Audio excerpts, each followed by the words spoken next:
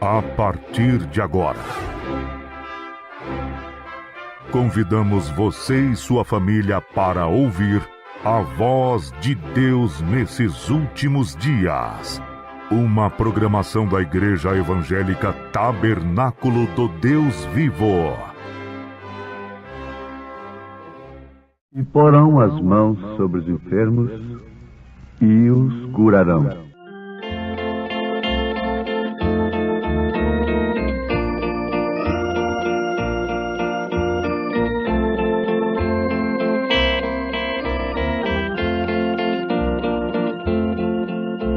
Eu sou o Senhor que te sara, disse assim Jeová Rafa. Nada aqui vou temer, nele sempre hei de confiar.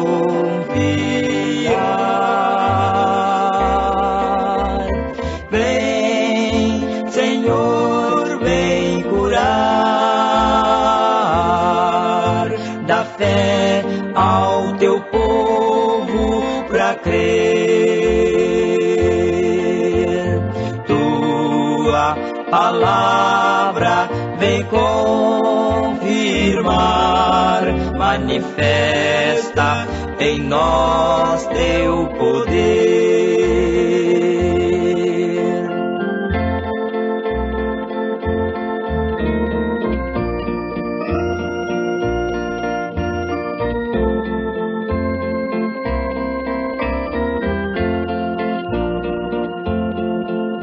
Para receber cura divina, é preciso ter fé em Jesus, crer no que a Bíblia ensina, contemplando as marcas da cruz. Vem, Senhor, vem curar, dá fé ao teu povo pra crer. Tua palavra vem confirmar, manifesta em nós teu poder.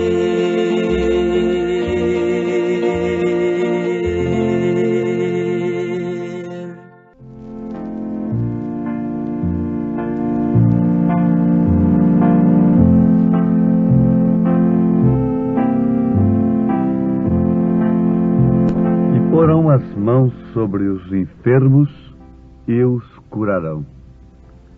São Marcos, capítulo 16, última frase do verso 18. Que mãos seriam estas que, uma vez impostas sobre os enfermos, eles seriam curados? Logicamente, são mãos de pessoas que creem nas promessas de Jesus.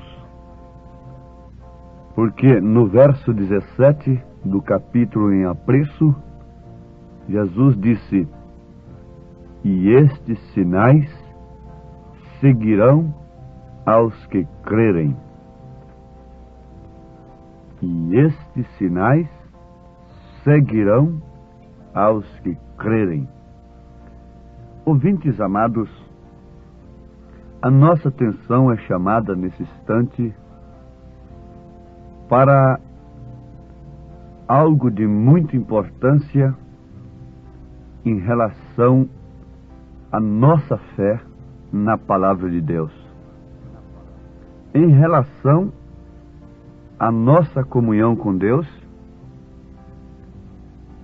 e especialmente no sentido de obtermos de Deus os resultados de suas promessas. Como se sabe, como se tem provado, não é difícil receber resultado da promessa de Deus em relação à cura divina. Por quê? A condição é uma só: crer. Não há outra condição. Jesus Cristo disse mesmo em relação à morte: se tu creres, tu verás a glória de Deus. E ainda em relação à morte, o que seria o extremo resultado da enfermidade, ele disse em outra ocasião: crê somente. Desde que a condição é crer, então não importa quem seja, não importa até mesmo a conduta da pessoa que está orando. Não. Isto é um tanto assustador, mas não importa nem mesmo a conduta de quem está orando e nem mesmo a conduta de quem está recebendo a oração. Em São Mateus capítulo 7, a partir do verso 22, nós encontramos a prova disto. E naquele dia, muitos dirão: em teu nome fizemos maravilhas, em teu nome curamos enfermos, em teu nome expulsamos demônios. Mas Jesus diz: não vos conheço, afastai-vos de mim, vós que praticais a iniquidade. Quer dizer que a pessoa pode crer na cura divina mesmo estando em iniquidade, tanto para orar pelos enfermos como para receber a oração. A pessoa pode ser curada de câncer. Nós lembramos do câncer porque trata-se de uma enfermidade assustadora, desafiadora à ciência médica, não é? Mesmo que seja do coração, a chaga do coração, conforme nós temos testemunhos no nosso ministério, comprovados de curas tremendas e maravilhosas. No entanto, a pessoa depois não recebe a mensagem de Deus, não tem uma vida de gratidão ao Senhor e vive no pecado, na iniquidade, de forma que pode-se receber a cura e também pode-se curar os enfermos sem se apartar da iniquidade. Então o povo não se engane porque aquele ou aquele outro está sendo usado para curar os doentes, como acontece de vez por outra uma cura entre eles. Ninguém deve fazer deles, ou de quem quer que seja, mesmo que seja de mim, um ídolo, porque recebeu a minha oração e foi curado. Agora, sabemos que a cura divina é um penhor da segunda vinda de Cristo.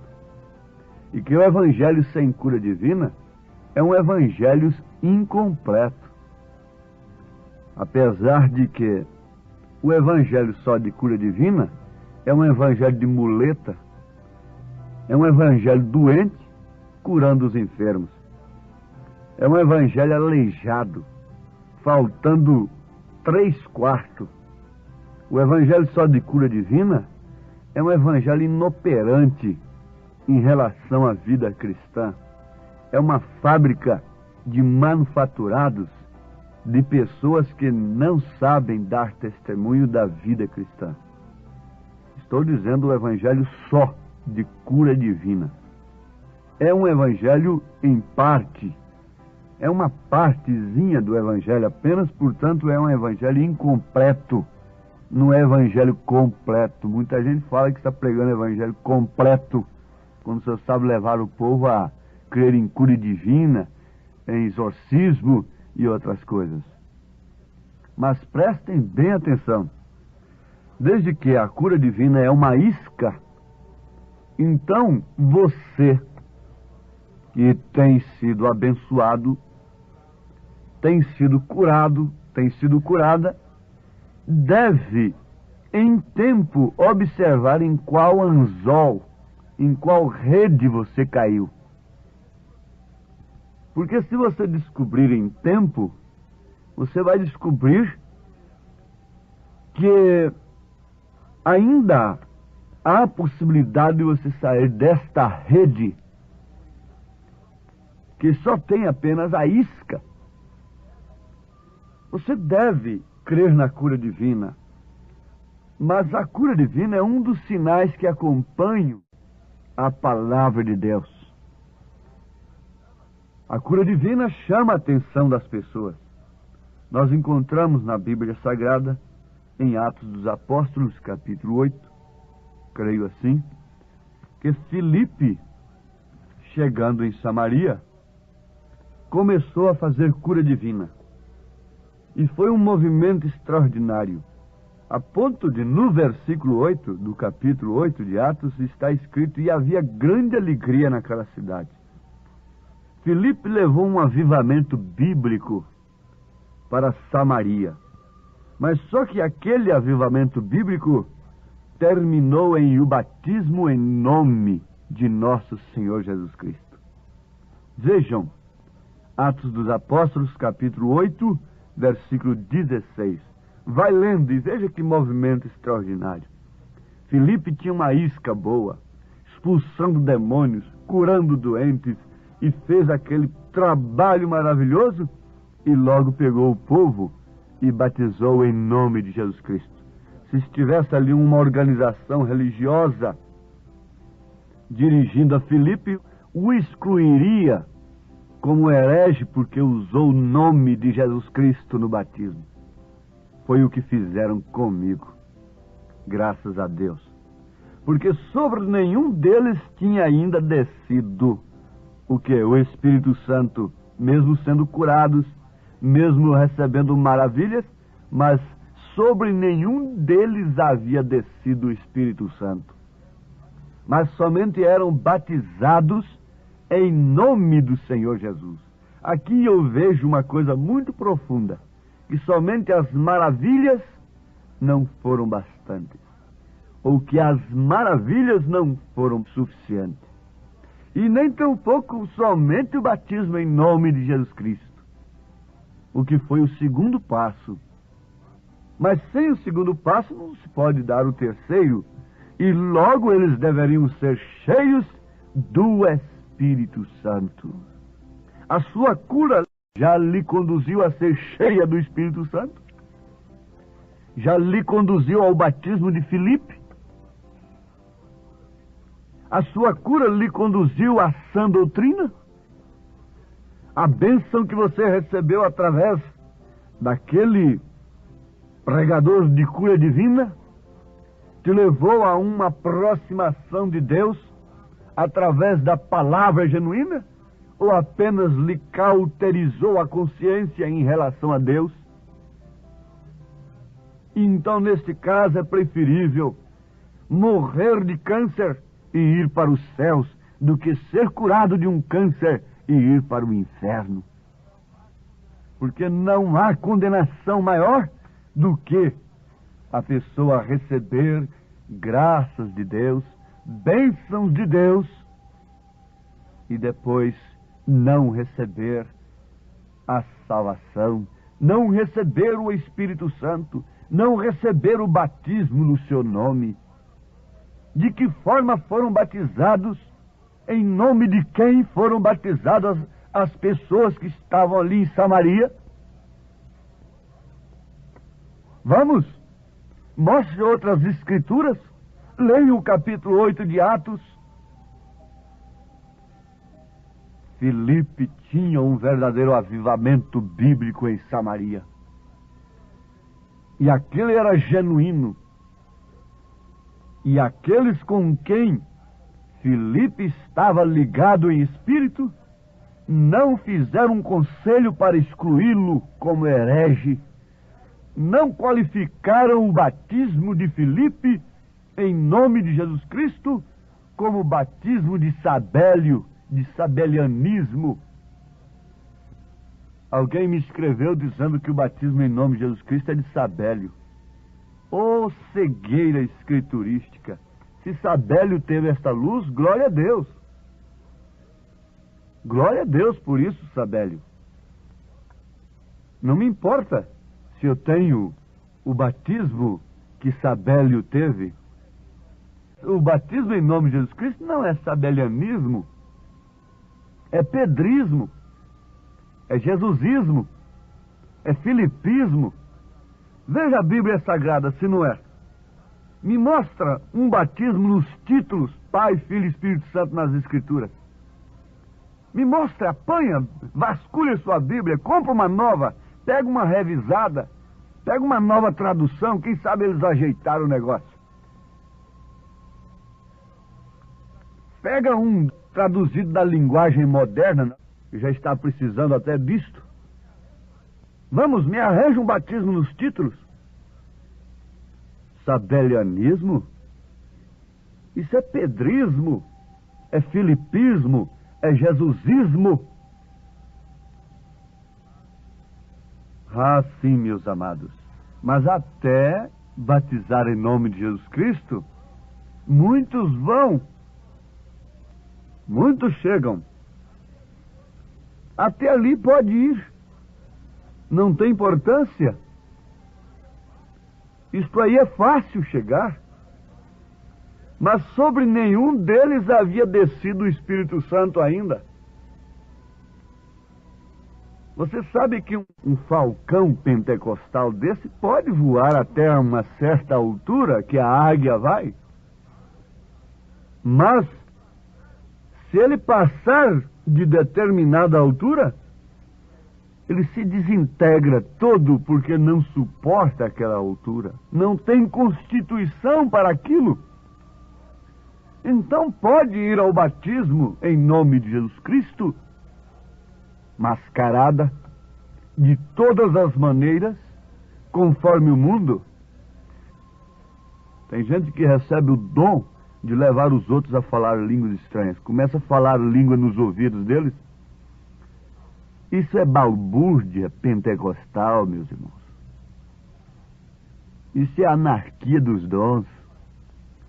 O batismo do Espírito Santo é infundido de dentro para fora, é como um poço artesiano que vem lá da rocha, lá do fundo, borbulhando uma nova água, uma água cujos insetos não suportam.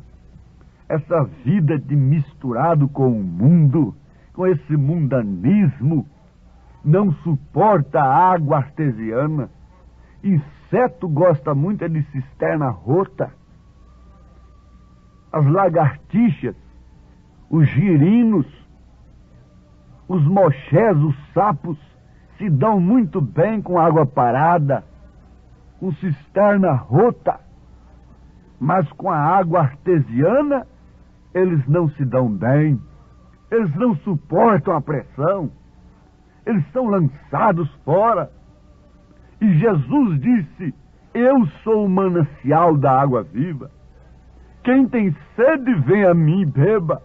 Receba de mim a cura, receba de mim o batismo no meu nome, mas receba de mim o selo deste nome, o Espírito Santo, porque quando nós somos batizados em nome de Jesus Cristo, nós invocamos o nome de Jesus. Mas quando o Espírito Santo borbulha de dentro para fora na nossa vida, então aí é que nós recebemos o nome de nosso Senhor Jesus Cristo. É quando o Espírito Santo toma conta do nosso ser de dentro para fora, não porque alguém mandou, não porque o profeta mandou, não porque o pastor mandou, não porque o marido impõe, não porque a esposa impõe, não porque a mãe impõe ou o pai impõe aquilo. É de dentro para fora, é sem legalismo algum. A vida cristã brota, rebenta como um poço artesiano, soltando água viva. Jesus disse: aquele que crê em mim, como diz as Escrituras, bem entendido, como diz as Escrituras, rios de águas vivas correrão do seu ventre, falando justamente do Espírito Santo da graça. Recebamos a cura divina, creiamos na imposição de mãos, creiamos no poder de Deus para expulsar o câncer nesta hora, para expulsar a diabetes, a doença no sangue, qualquer enfermidade nos nervos, nos ossos, na bexiga, no fígado, nos rins, nos pulmões, na cabeça, nos olhos, nos ouvidos, esôfagos, coração, seja qual for o tipo de enfermidade que você esteja sofrendo nesta hora, creia na virtude de Deus para te curar. Receba o batismo no nome de Jesus Cristo, que é o nome do Pai, do Filho e do Espírito Santo. Mas ainda não é tudo. Receba o batismo do Espírito Santo. Viva a vida vivida. Ame a palavra de Deus acima de todas as coisas. Encha-se do poder do Espírito Santo da graça. Revista-se daquilo que foi revestido. São Pedro, Filipe, João, a igreja primitiva, Maria estava no Pentecostes, sendo revestidas do poder do alto. Antes do Pentecostes, ela seria tida como uma santa por qualquer igreja denominacional. Ela seria até uma fanática antes do Pentecostes, bem entendido, para qualquer igreja denominacional de hoje. Mas ela ainda tinha que ir para o Pentecostes, ainda tinha mais. Há muita gente achando que nós estamos muito além, muito fanáticos, muito.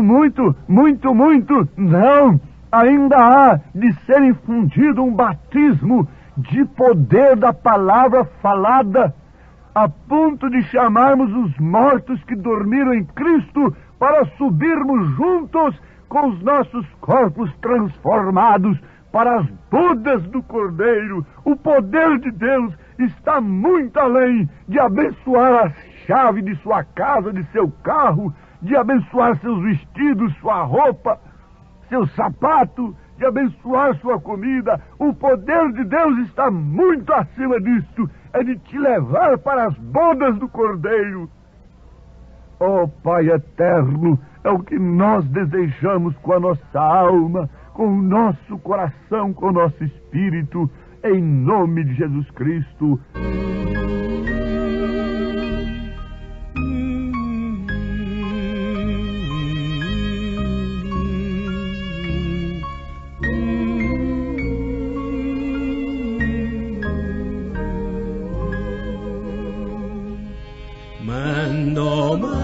Mandas ricas chuvas, tua bênção, Salvador,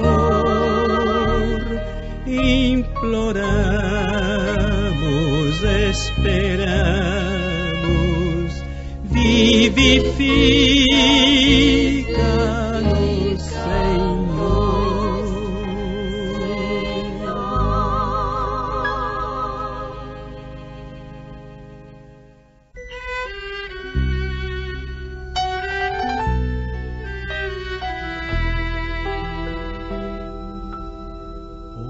Que habita no abrigo de Deus, estará sob as sombras do amor. Sobre ele não virá nenhum mal,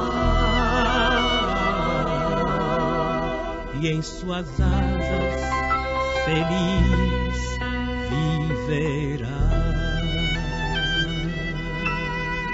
Oh, eu quero habitar no abrigo de Deus. Só ali encontrarei paz e profundo amor, e delícias sem par, comunhão para sempre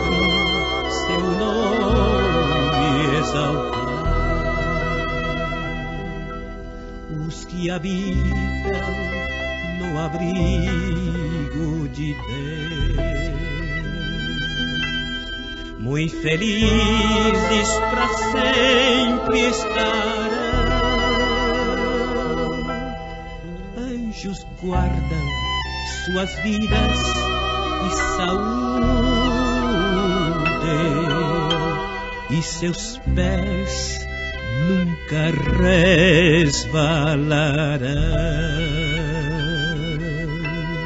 Oh, eu quero habitar no abrigo de Deus, só ali encontrarei paz e profundo amor, e delícia sem par, comunhão desfrutar, e para sempre seu nome exaltar.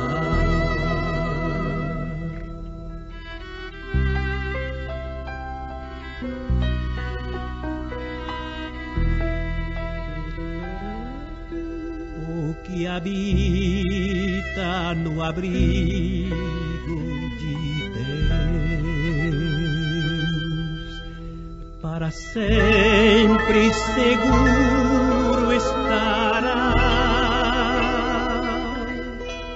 Caiam 1000 ou 10.000 ao seu lado, mas a ele nenhum mal cairá. Oh, eu quero habitar no abrigo de Deus, só ali encontrarei paz e profundo amor, e delícia sem par, comunhão desfrutar, e para sempre seu nome exaltar.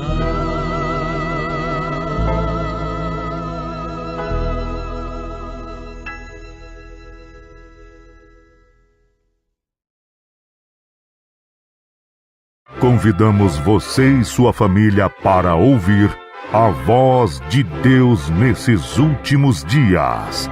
Uma programação da Igreja Evangélica Tabernáculo do Deus Vivo.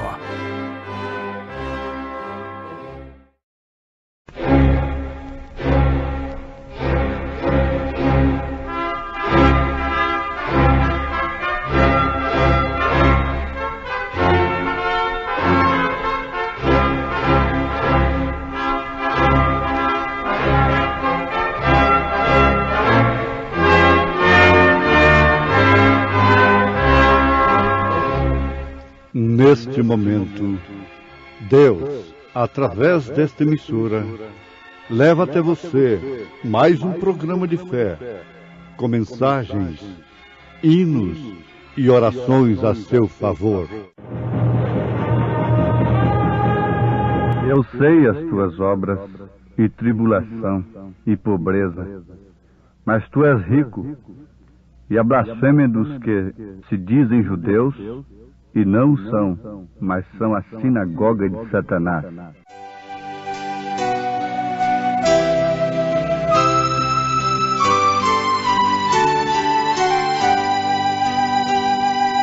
Conta-me a história de Cristo, sim, eu desejo saber todas as suas verdades, sem faltar uma sequer. Contas dos anjos louvando ao nascer ele em Belém. Glórias a Deus nas alturas, paz entre os homens também. Glórias a Deus nas alturas, paz entre os homens também.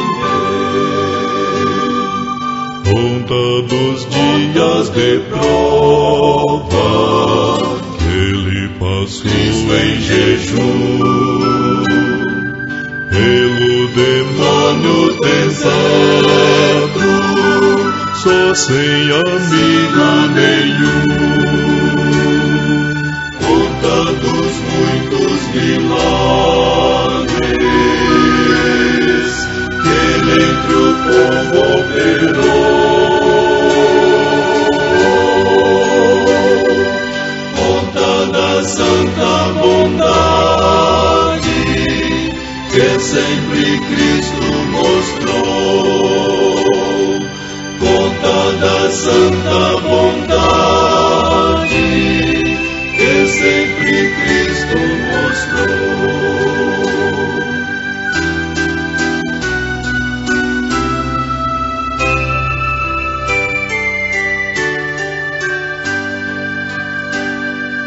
Conta da cruz horrorosa onde o pregaram depois, com os ladrões condenados, ele na cruz entre os dois. Conta que foi para a glória, conta que vem outra vez, conta que posso ser salvo pelo que Cristo já fez. Conta que posso ser salvo pelo que Cristo já fez.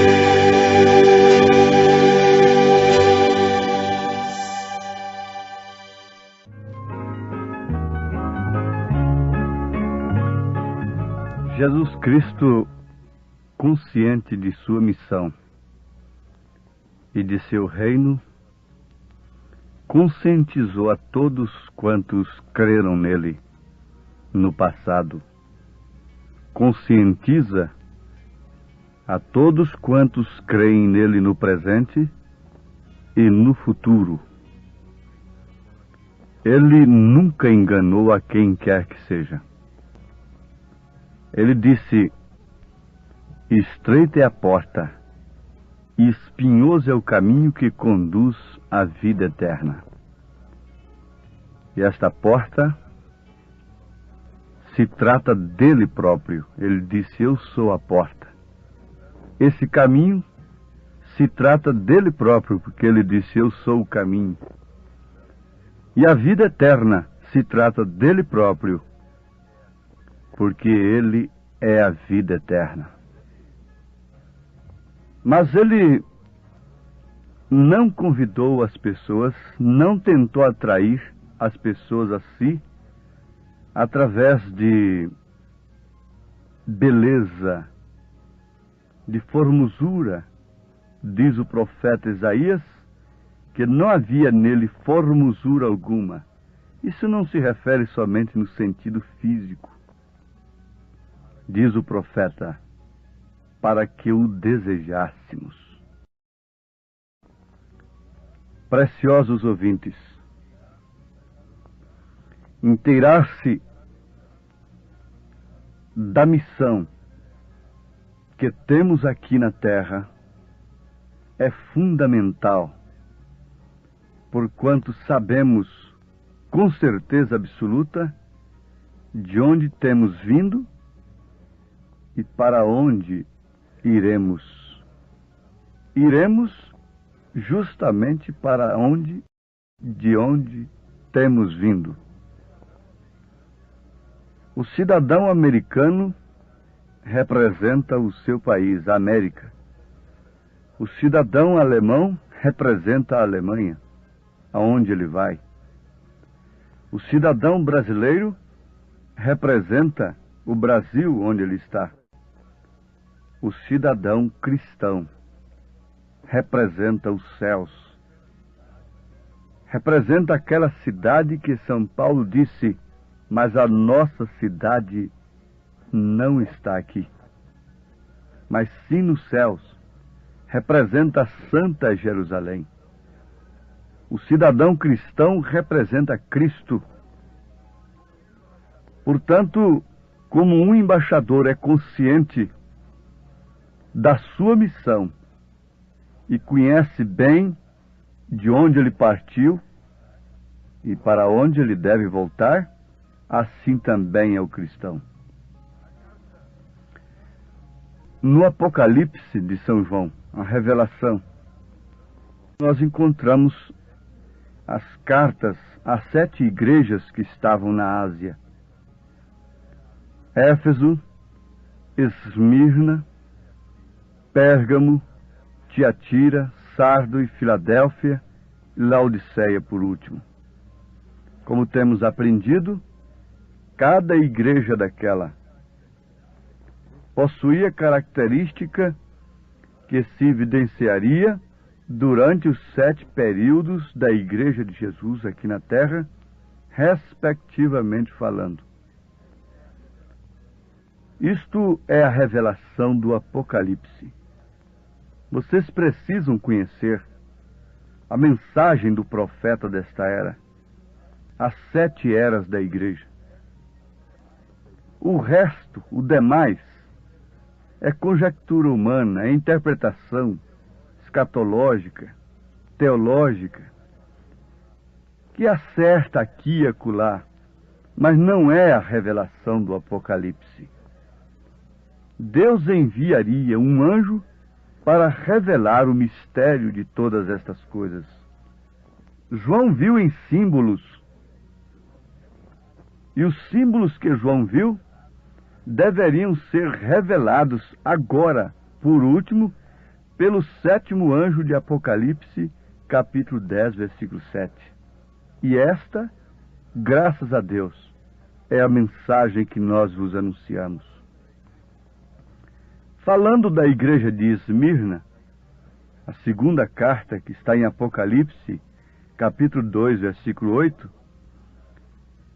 nós vamos encontrar, antes de tudo, antes de prosseguirmos o assunto, o seguinte, que as 7 eras reúnem todos os males de todas as 7 eras. Cada era reúne o mal da sua era anterior a si. Portanto, a 7ª era reúne os males de todas as demais eras, bem como o bem, a verdade. Como ela reúne todas as mentiras, todos os enganos, ela reúne também em si toda a verdade que foi semeada, que foi sepultada durante esses períodos, que o gafanhoto comeu, e por isso caiu o juízo temporário sobre a terra.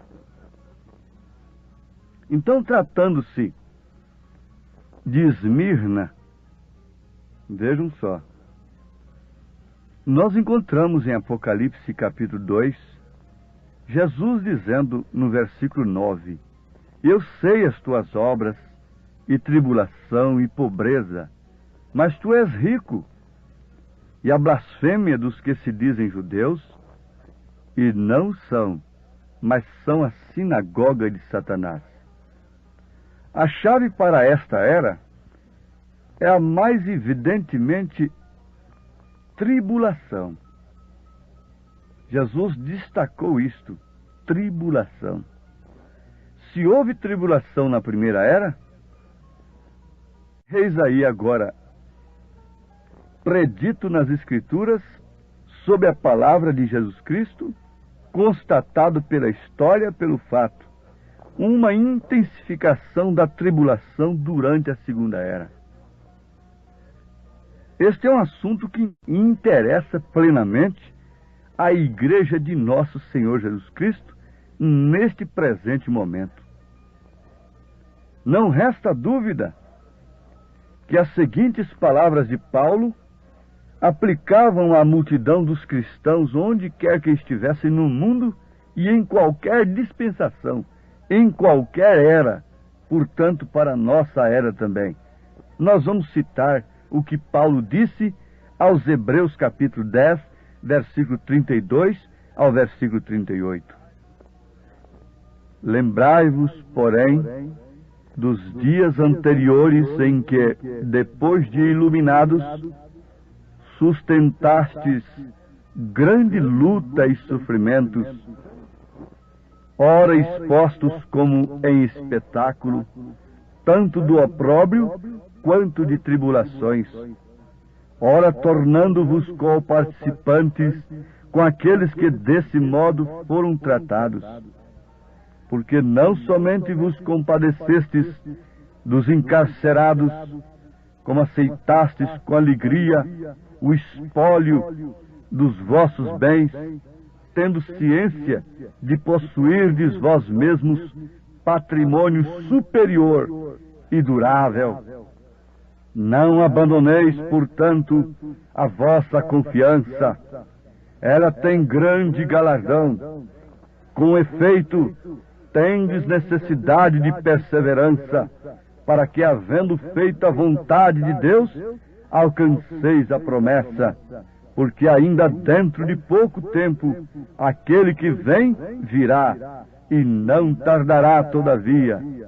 O meu justo viverá pela fé, e se retroceder, nele não se compraz a minha alma. Onde está escrito isto?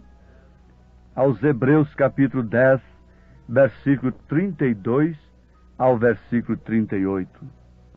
Paulo está falando isto a todas as eras, a todas as dispensações da igreja, incluindo a essa dormente era em que estamos vivendo.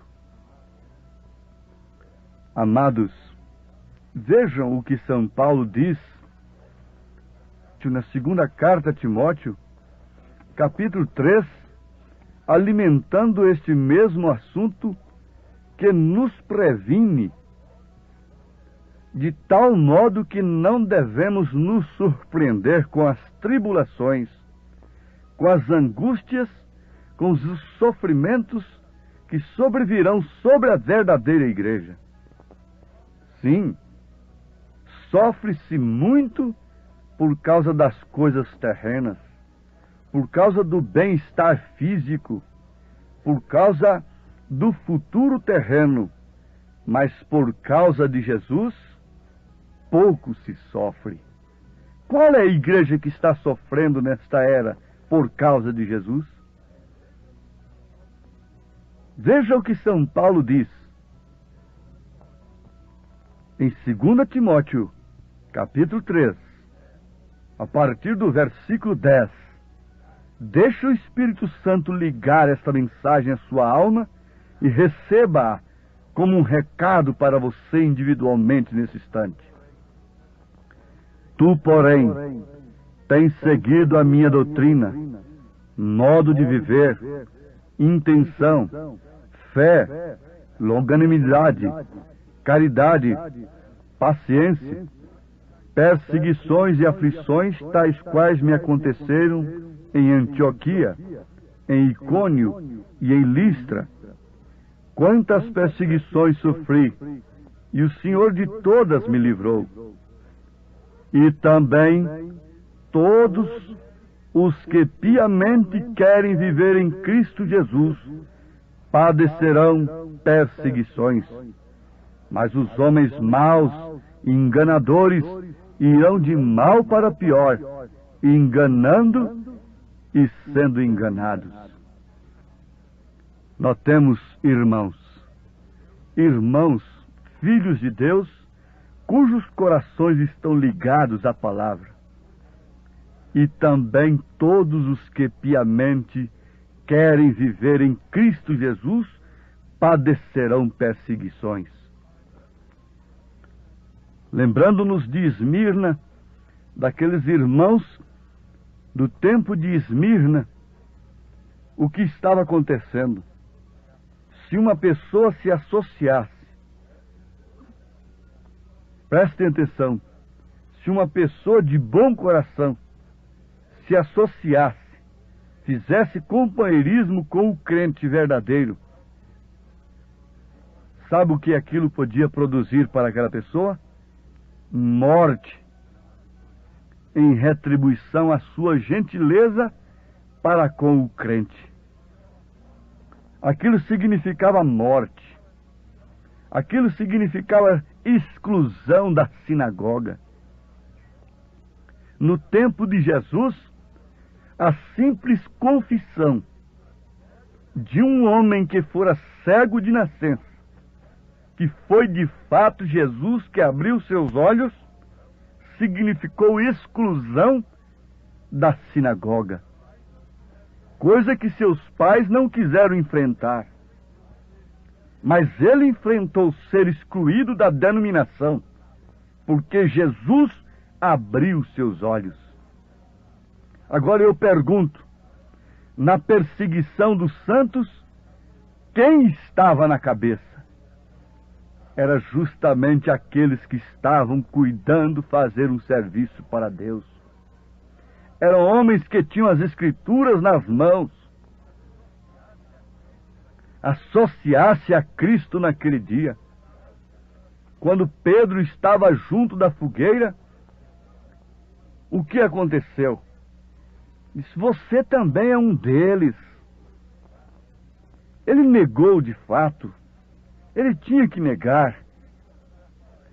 Deus tinha que mostrar para ele que sem o Espírito Santo, ele não podia ser aquilo que ele tinha vontade de ser, de dar até sua própria vida no lugar de Jesus. Mais tarde, Deus provou para ele que com o Espírito Santo, ele confessaria Jesus não diante de criadinhas, de mulherinhas, mas diante do próprio Sinédrio. Mas o que significava andar com Jesus? Até a sua fala lhe denunciava. O que denuncia uma vida cristã hoje? O que faz uma vida cristã hoje ser subsaliente? São os serviços sociais que nós prestamos? A gentileza, a educação, a ética aprendida nas escolas, o bom tratamento na sociedade, embora em casa sendo a argola de laço. O que identifica um cristão nesses dias? O que poderia contrair alguma tribulação? O que levaria uma mulher a sofrer pelo nome de Jesus Cristo nesses dias? Quando o evangelho oferecido nas praças e nas sinagogas de hoje não requer delas nem deles coisa alguma que possa identificá-los como cristãos em lugar algum. Sim, são cristãos na verdade. São heróis sem batalha. São heróis de camarotes. São heróis com direitos humanos. Direitos humanos. Sim, meus amados. A hora em que estamos vivendo não é menos terrível do que a hora que Esmirna viveu. Ela significa amargura. Esmirna quer dizer amarga, amargura. Não há uma hora menos amarga para um homem e uma mulher que tem o Espírito Santo. Porque estar enganado ameniza o sofrimento. Mas poder ver as coisas, ter os olhos abertos e ver pessoas sorrindo, cantando, e se alegrando e saltando e caminhando para o inferno, isto causa amargura. Testificar de Cristo em sua plenitude, tendo a sua alma ligada à palavra numa verdadeira unidade com o Espírito. Quem quer ser cristão com a sua alma ligada à palavra, indiferente às a quaisquer pensamentos humanos, interpretações humanas. Se você se dispõe nesse instante, você está se associando a um corpo ao qual você pertence desde antes da fundação do mundo. E um membro do meu corpo tem que sentir a dor que qualquer outro membro sentir. Porquanto ele é dominado, ele é regido pela mesma mente, pelo mesmo sistema nervoso, ele é irrigado pelo mesmo sangue. Isto é o corpo de Cristo, isto é a igreja de Cristo. Não se trata de uma união, vamos aqui nos unir daqui e dali, amparar a um e outro. Isso é quando o nosso espírito liga à palavra. Então nós estamos ligados a um corpo, com o mesmo pensamento, com a mesma fé, com o mesmo espírito, com a mesma mente. Que Deus cele isso no coração que aceita como sua palavra nesse instante, e Ele sela isto no seu coração, e isto é o batismo do Espírito Santo. Se coloque ao lado da palavra de Deus e una-se àqueles que têm dado suas vidas por ela, em nome de Jesus Cristo. Amém. Direi ao mundo que sou crente, não me envergonho de o dizer. Direi ao mundo que sou crente e que por Cristo vou viver. Direi ao mundo que Ele salva e nesta vida o seguirei. E eu bem sei que crendo nele terás as bênçãos que eu encontrei.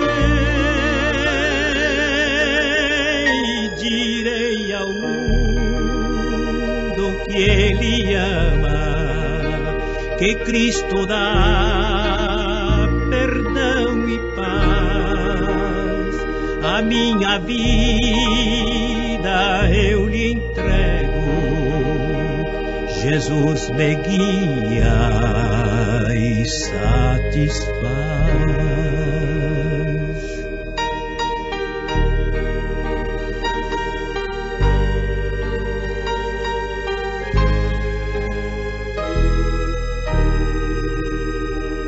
Direi ao mundo que Ele volta, se tarde ou cedo não sei, mas viverei sempre esperando e preparado estarei na sua vinda gloriosa. Aos que o amarem, Jesus dará maravilhas infinitas, e ao lar celeste os levará. Oh, dize ao mundo que tu és crente, não te envergonhes de o dizer. Oh, dize ao mundo que tu és crente e que por Cristo vais viver.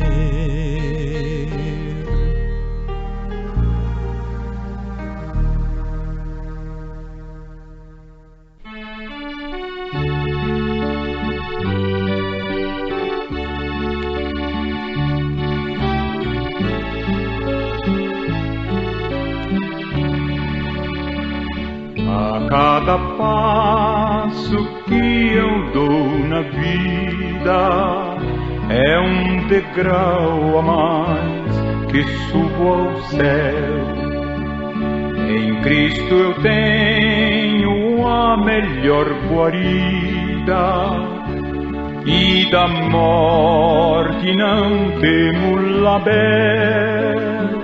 A cada passo vou me aproximando daquele lar que Cristo prometeu, e passo a passo sigo caminhando, a cada instante mais perto de Deus.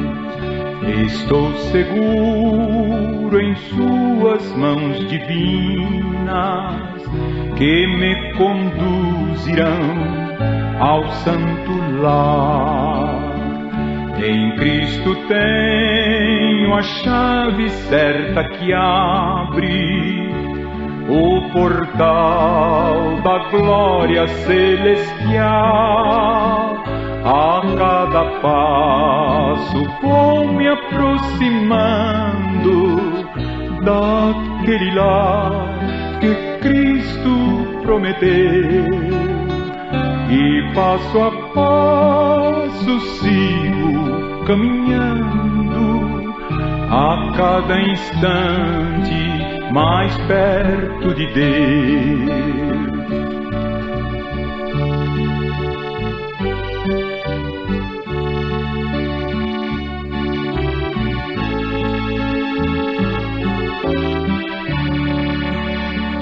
Às vezes sinto-me tão desolado, quando as tristezas vêm me assaltar. Então eu olho para o Mestre amado, ele diz: "Sê firme no avançar". A cada passo vou me aproximando daquele lar que Cristo prometeu, e passo a passo sigo caminhando, a cada instante mais perto de Deus.